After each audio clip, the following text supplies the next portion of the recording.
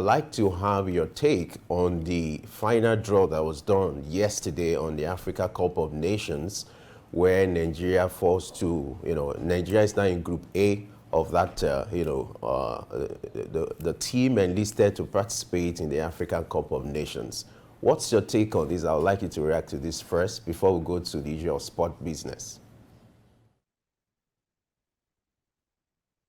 It's a beautiful thing that Nigeria is on the Group A, but Group A is it's always a very tough group. So it's obvious that they're not gonna have an easy ride in that group.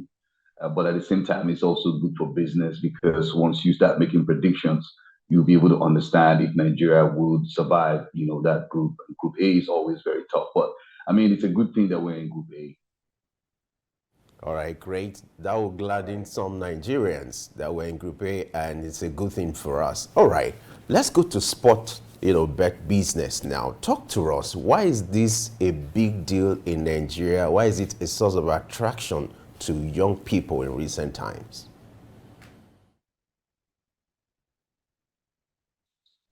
First of all, I'm going to start from the economic perspective. The reason why I'm going to start from the economic perspective is that a lot of times, people are always looking for extra income, and the reason why they get involved in this thing is because they want extra income for them to be able to survive, for them to be able to do certain things. So they have to try to play lottery or bet, most especially if they are lovers of the game, football. So they always want to check and see how they can, you know, try, stake and, make money. So that's why a lot of people get involved in these things called gambling. I wouldn't call it gambling, basically. I would just call it, betting. You want to try a lot, like coupon, something like that. So it's a whole lot, but at the end of the day, we just want to make extra money to take care of extra things, just by luck. Making extra money. How much of extra money do people actually make from betting? Because you see the betting centers filled with both the young and even these days you have the elderly. And it's not even a thing for a specific gender anymore. There are women into sports betting. And it seems like some persons is just a streak of luck. Or is it something that people need to study the game? You must have deep knowledge or football because a lot of bettings happen on football matches for you to make money out of it. How does it work really? Well, let me put it like this, so that you can get a better understanding. It's I wouldn't say it's luck. I would say, okay, I'll give you a little analogy. Let's say you know how good Chelsea is, you know how good Manchester United is, and now Chelsea and Manchester United are going to play. Now you want to put a stake. Now you have to look at Chelsea's, you know, striking team, their ability to score goals. Okay, every time Chelsea plays, who scored the goals, and how many goals do you think Chelsea will put in the back of Manchester's net? Then you look at Manchester as well. Manchester, they're also very good with goals. They have very good striking. They have very good defense. So they won't allow goals to come in. So you can say, okay, Manchester, Chelsea, 1-1. You have made a prediction because you know that they are both tough and the game is going to be very difficult. So you don't put a lot in. So you say, okay, let's see, they're going to get a draw. And by the time you put that stake in, and at the end of the day, they actually come up with a draw because they are both very solid, you have won. So it is not luck. It is based on what you know. You have to do a lot of thinking when you want to put a stake in, you want to bet. You do a lot of thinking. You check out the clubs, the team, how they play, how effective they are before you can say, okay, let me try and see if these people are going to get a draw or Chelsea is going to win. Man U, you know why you feel Chelsea is going to win Man U. So it's kind of a brain test where you get to really know how you make analysis of situation and football predictions. Let's look at the issue of morality. There are people who have this perception or negative perception about betting, being a form of business, and they have this, reserved attitude when it comes to betting. And then how do you strike the balance between making money or doing it as a business and then preventing addiction?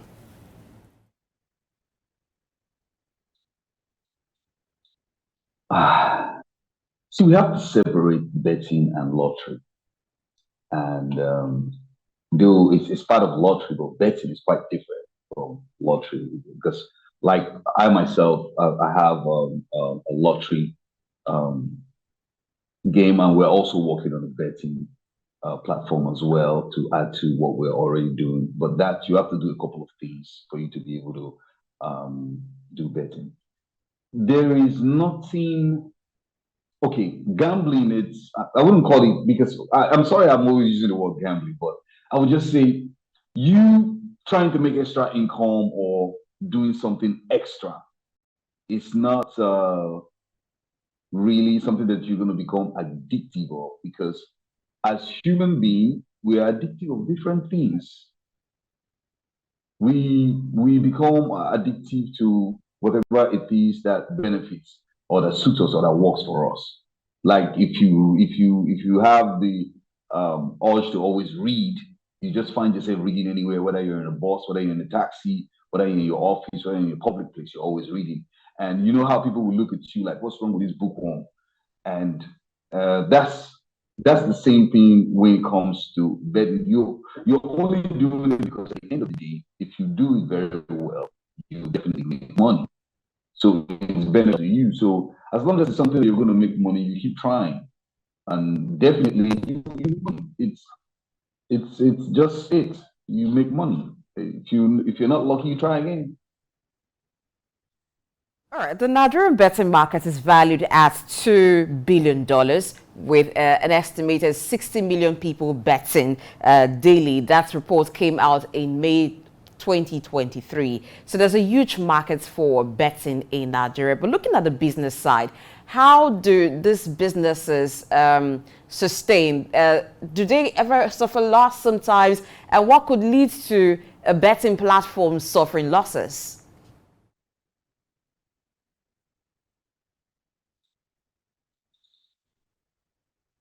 The Nigerian market is very unpredictable because of regulations.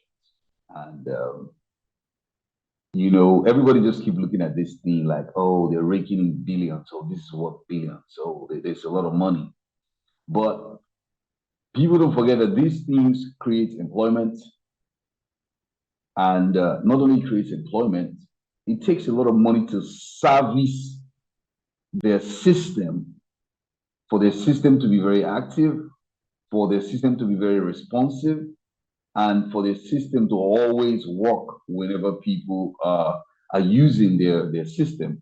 So it's capital intensive. But like people will say, because people are putting money, there are people who are pressing their calculators, but they never look into all the work that is being put in to keep that thing working. And most of the time, government, they will always come in to say, okay, you're not doing this properly or you're not doing that properly. But which is good that they're regulating it. But at the same time, they should also understand that people who are in this business are also struggling. It's not because they are making money or because the industry is worth $2 billion. It's just simple.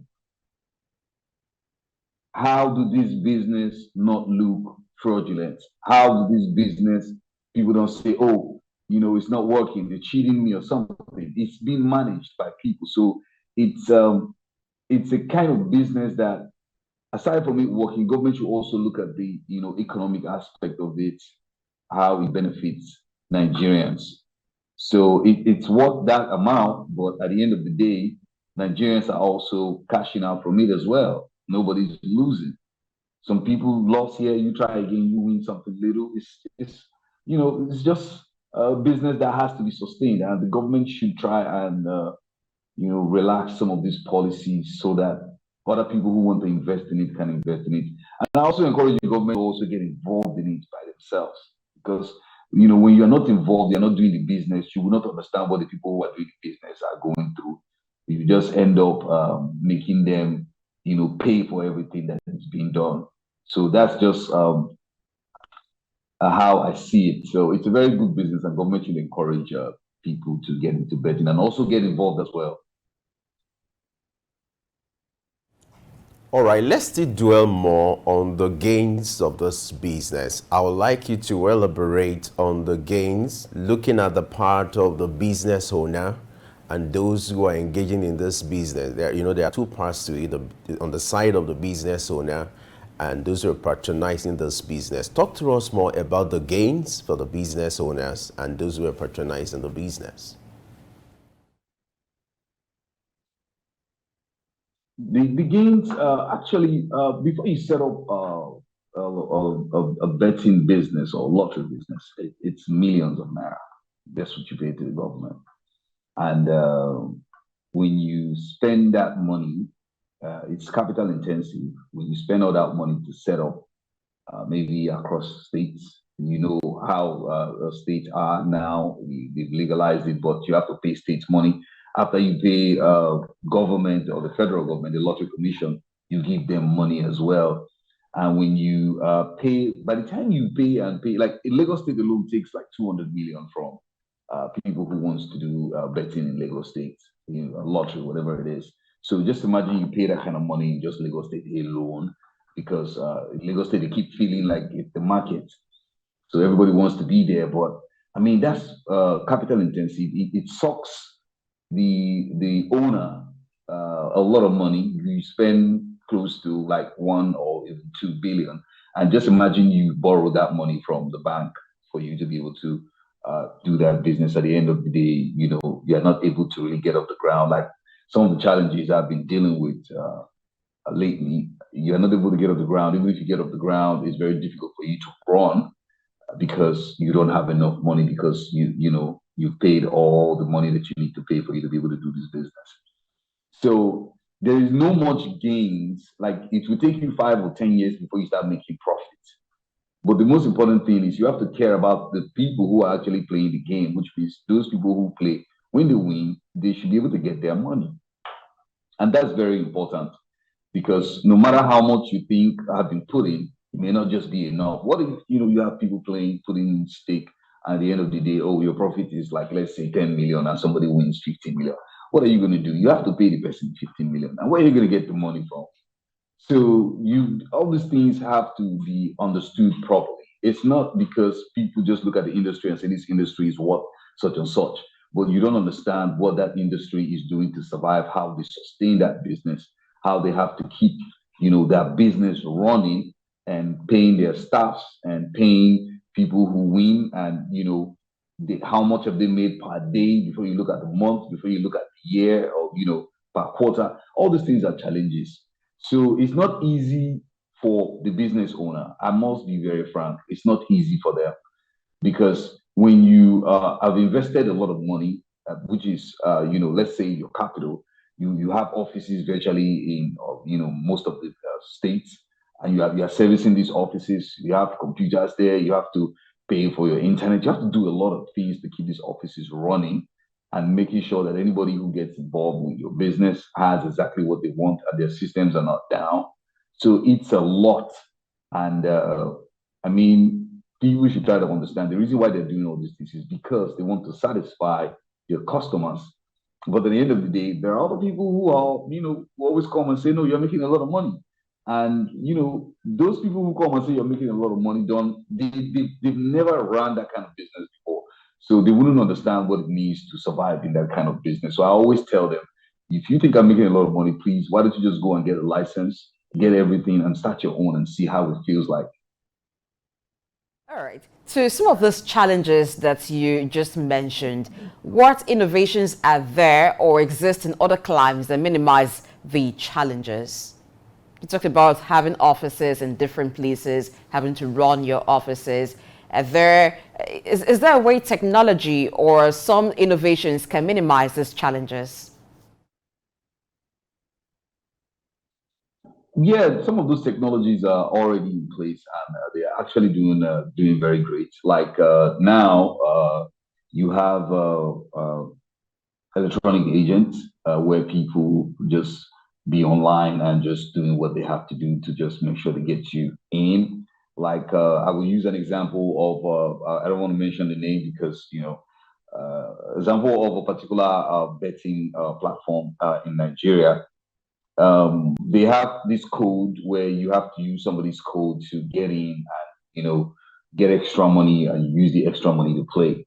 So that is also part of the innovation for you to be able to reduce some of the other challenges that you will have, which is the physical challenges that you have as a betting company. So people are being very creative these days, and they are doing very well, which is very good, and it's lovely. But most importantly, we shouldn't forget that in as much as we're trying to use technology to solve some of these challenges and get more people involved in it, we also have to make sure that it's used in a proper way so that people don't lose appetite to play the game. And it has to be very easy as well. It has to be made easy.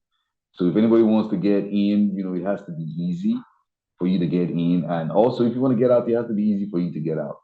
So these innovations are rightly there. They're already functioning, and it's beautiful. It keeps improving by the day. And I believe, within a couple of months or years, betting or lottery would really change and will look very beautiful. All right, that's great. For those who want to give this business a try, I would like you to educate them on the basic requirements. Apart from capital, we know capital is important. And then how much will it be required when it comes to capital? And then talk about other basic requirements when it comes to starting this business.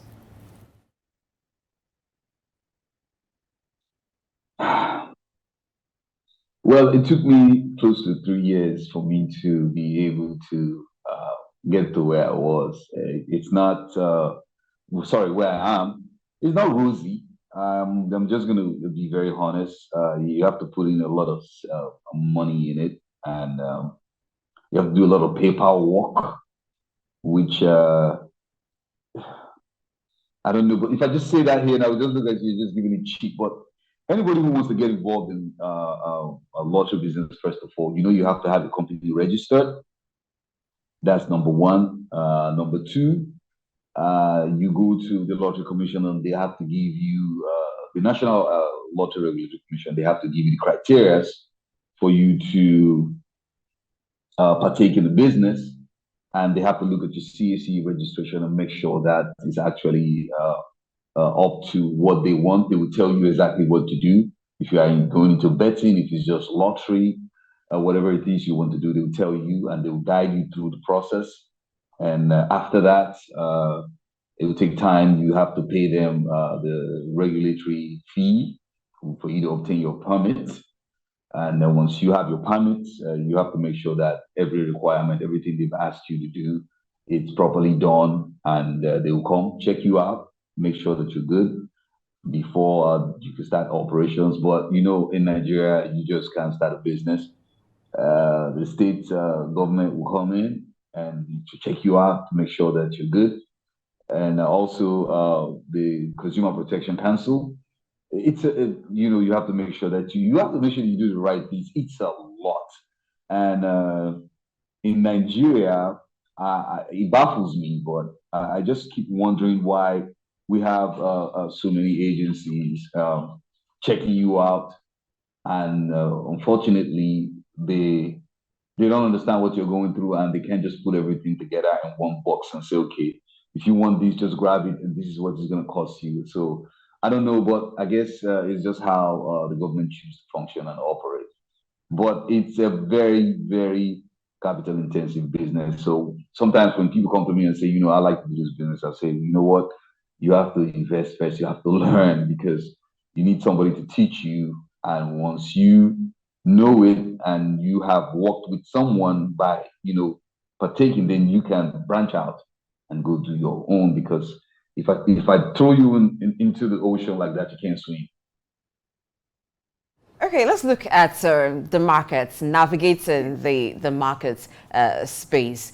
There are big players, already known names. So how does a small player compete in a market like that? How do you draw, I don't want to use the word gamblers, but those who would bet, how do you draw them to you, being a small player, running against the big names in the industry? I don't want the big player to steal my idea, because I'm in a business to also chase them out. So, and chase them out, and also get hold of the system as well. The small players should do the needful. They know what to do, and most especially, you have to work on marketing and advertisement for you to be able to get people into your game.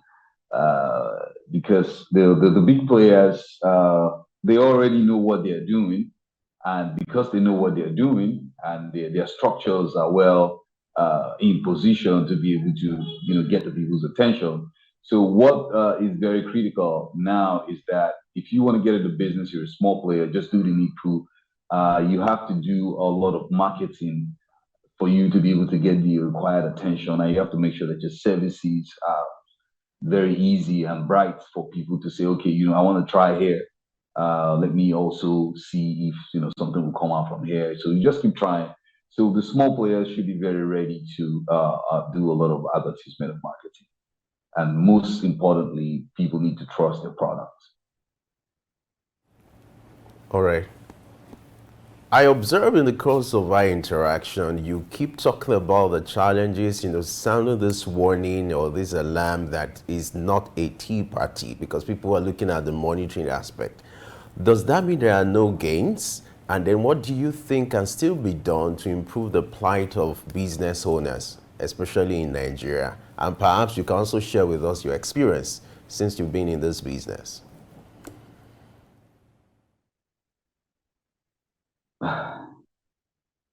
I'm not a bureaucrat, so I'm not a government agent. I'm a businessman, and we take risk.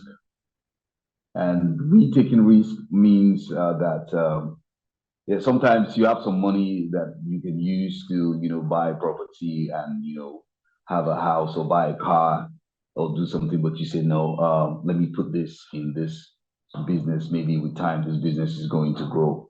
So, in as much as we look at all these challenges, um, I can remember vividly when I started. It was a real struggle.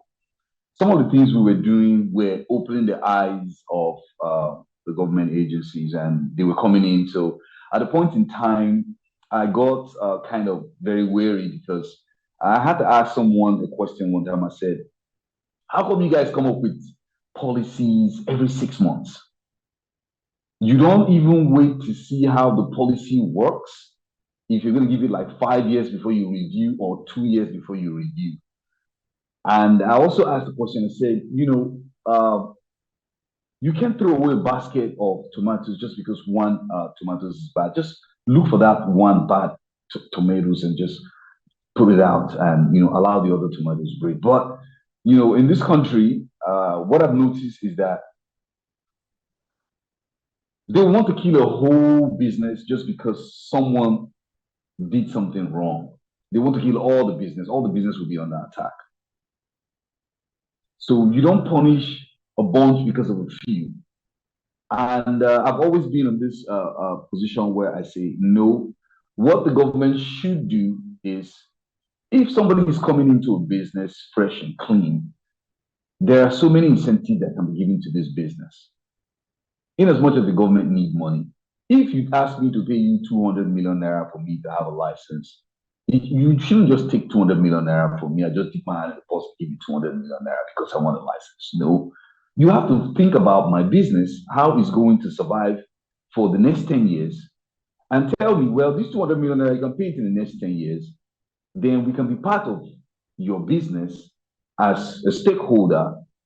We're going to invest, but we're going to take this money in such and such time.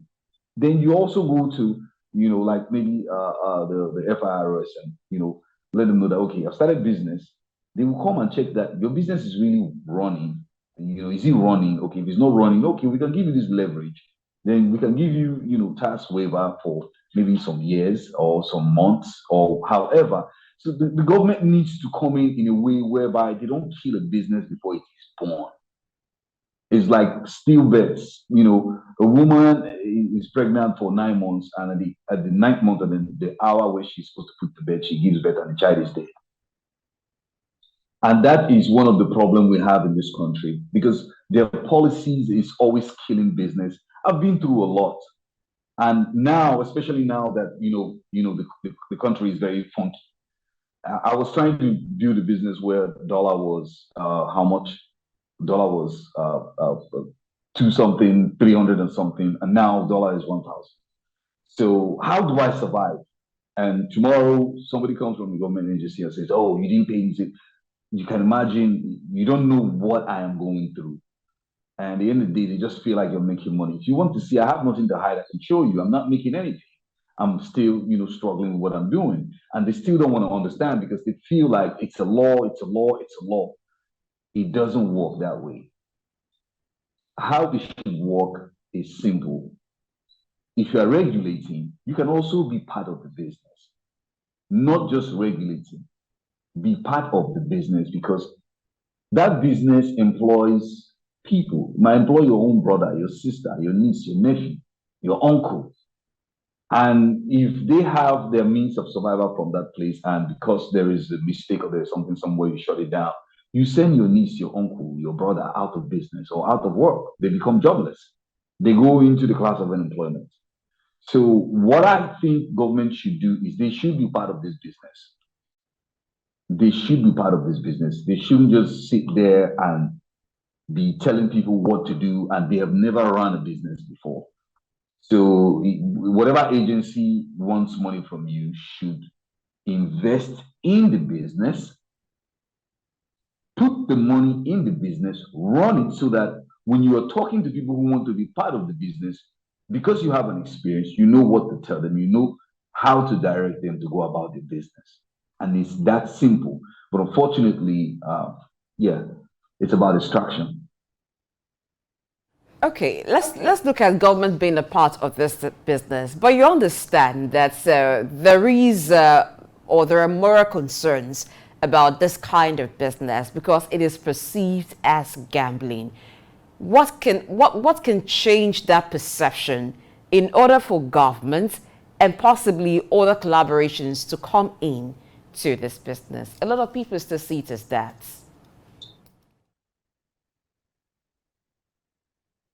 I mean, I can understand when people say they see it as gambling, but we have to understand that this is an old form of business. So there are no religion accepts that, but at the end of the day, I think we live in a secular society, and your views based on your religion is personal. But unfortunately, religion is driving all of us crazy. People are just thinking about it differently. Government needs money. And aside from government need money, government also have to make sure that whatever is bringing money to their table is properly managed. So government getting involved in this business simply means that they should be part of the business. Like, I'll give an example. Like in the United States, no individual runs a lottery business. It's run by the states. The states have to get federal license.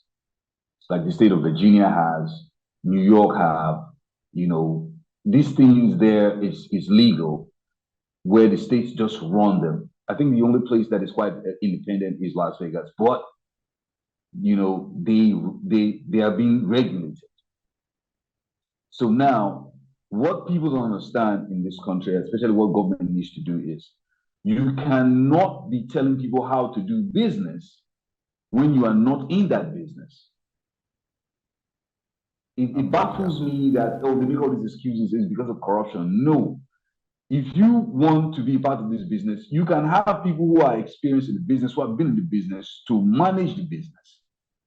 All right, It's Paul. called, I think there is a law that says for a public-private partnership. So you can have, private managers. There's nothing wrong in that, but you can be the owner. So government should try and get involved in the business so that they be able to advise people on what to do when they want to get in that business as well. That's great, Paul. Thank you very much for your submissions.